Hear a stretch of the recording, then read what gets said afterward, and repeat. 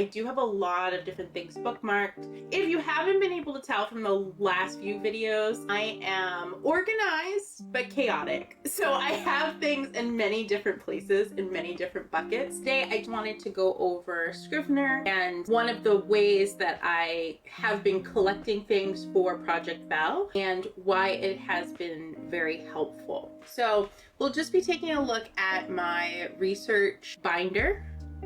That's essentially what it is. And I've renamed it, and you can rename your binders in Scrivener. I'm using Scrivener, so that is where I've created my little folder of inspo and advice, but you can make your folder anywhere. It could be in Notion, it could be in Milanote, it could even be like a separated folder in your bookmarks manager. For my research binder, I've renamed it Writing Tips and Advice. I learned this tip from April Henry on TikTok. I'll put her username here, and I'll actually link the video down below in the description. But she was talking about how she sets up her Scrivener, and so I've taken a lot of her advice on how to do that because I really liked the way that she was structuring things. One of her tips for her Scrivener was to actually keep a binder, whether it's under research or like mine, writing tips and advice, is thinking about what you might need. What are some writer tips, advice? They can be pretty broad. And you can also just kind of think about what could also spark some inspiration for you if you're hitting any roadblocks.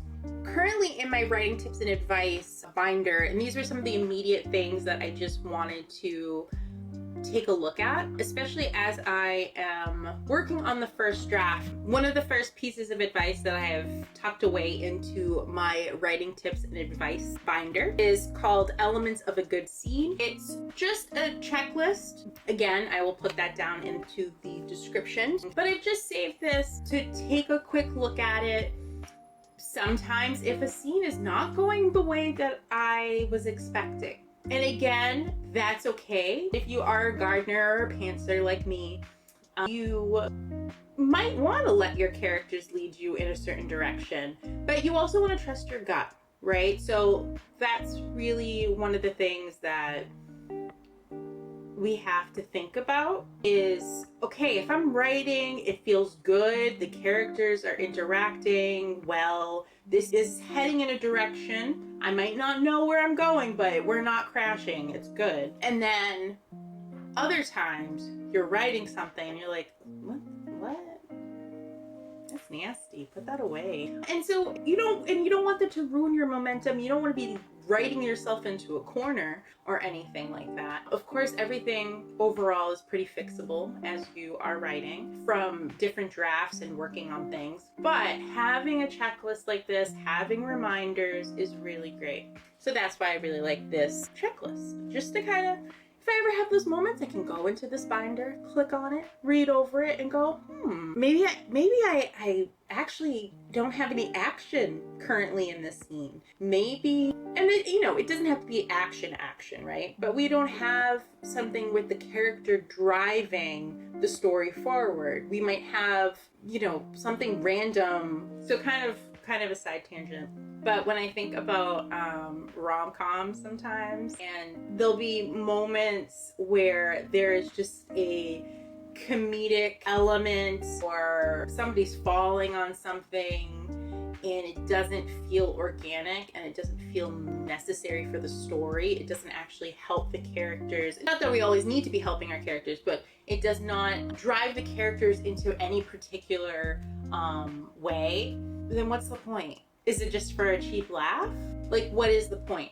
And so again, those are things that I'm thinking about sometimes as I'm writing. Even though I'm working on my first draft, I'm still thinking about these things, and I'll be able to tweak it and fix it and mold it a little bit better as I go along. The other thing that I have in here called Romance Beats versus 12 Stages of Intimacy from Jamie Gold. It's a treasure trove of really great insight. I've been looking at a little bit more often as I'm going into the more spicy scenes of this novel.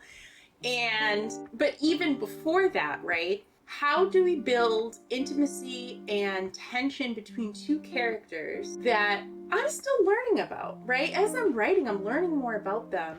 And I know that they're going to be a great match for each other. But how do I make sure that organically I am creating tension and intimacy? I would say I'm a pretty visual person, and I think that is transferring into my characters a little bit more. I default a lot of the times to the characters looking at each other. They're looking, they're gazing. Those eyes are doing a lot of work, which is important. But it can't be the only thing that is creating tension for the character. It can't be the only thing that is creating some intimacy between them. You know, one of the things is eye to body, right? So the characters size each other up. Great. And to preface this, kind of going back, and they do mention this in the article, is that these stages don't have to happen in any particular order. It really depends on the relationship and these characters. You know, there's plenty of books where there are people who are doing a lot, just met each other and they're doing a lot. That's okay.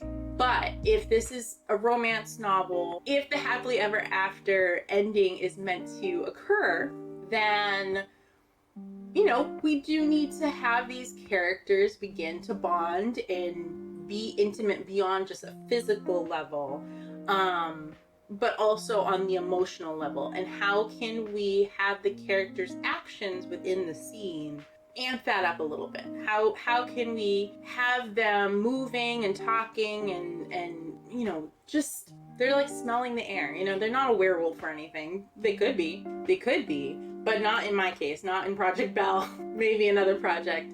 But is there a particular scent that reminds them of this person? How does that make them feel? Does it bring up those feelings of intimacy or bond that they're beginning to create with that person? And so it doesn't necessarily mean you have to go in any particular order. You don't have to follow these stages. But I think for me, as I am writing scenes and I'm noticing these habits pop up, okay, how can I think more about these stages and incorporate them, again, organically into my writing of a particular scene? The next thing is,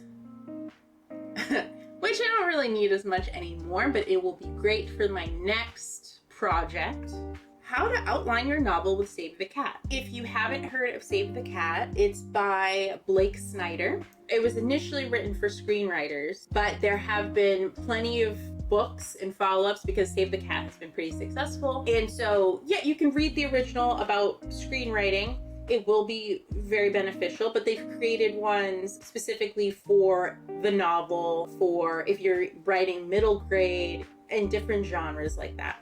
This article is by Savannah Gilbo, and it's how to plot a novel with the Save the Cat beat sheet. What I really liked about this was breaking it down and doing a lot of the math for me. I'm not gonna lie, it was really, it's all about the math.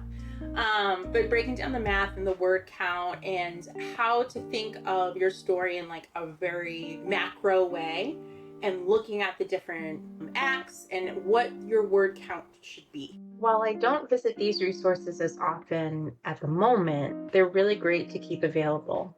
The Writers of Color Tumblr is a great place to visit if you're writing any characters with a culture, ethnicity, or religion you are unfamiliar with. It doesn't take the place of research, but it's a great start. The next two are different thesauruses. The first one is the Settings Thesaurus. I like this one, and I'll probably purchase the book someday soon, but in case I'm hitting a wall with describing a place like a haunted house, this is a nice jumping off point. Lastly is Power Thesaurus. I just love it. I also wanted to quickly show you how to add something in Scrivener. In this example, I am attaching the beat template I used for Gwen Hayes, so I won't lose it. It might seem silly, but I didn't create this folder before, and I actually started another book using Jamie Gold's Romance Beats Scrivener template, and then I couldn't find it. So yeah, I need to save the template so I don't lose it. can choose different ways to add something to your binder. You can add a PDF, it could just be an image, it could be a link. I have found though that even though you can add a link, and that is great, the internet, it's so funny. The internet is forever until it's not. And so some things do disappear. Links break, projects close, websites close, somebody's not paying a bill. You don't know what's gonna happen. And so if there's something of a lot of value, of course, save the link, because you always want to give credit and sources whenever you're using something. But sometimes just save a web page as a PDF and then upload it to Scrivener. But I think by doing that, you are making sure things stay accessible and you don't lose things, which is always good. Thank you for watching this video. I hope you enjoyed it. Definitely make sure to take a look at the resources and sources down in my description box. I will make sure everything is linked below so you can check it out. Maybe add it to your own binder in Scrivener. And thank you again. See you soon. Bye.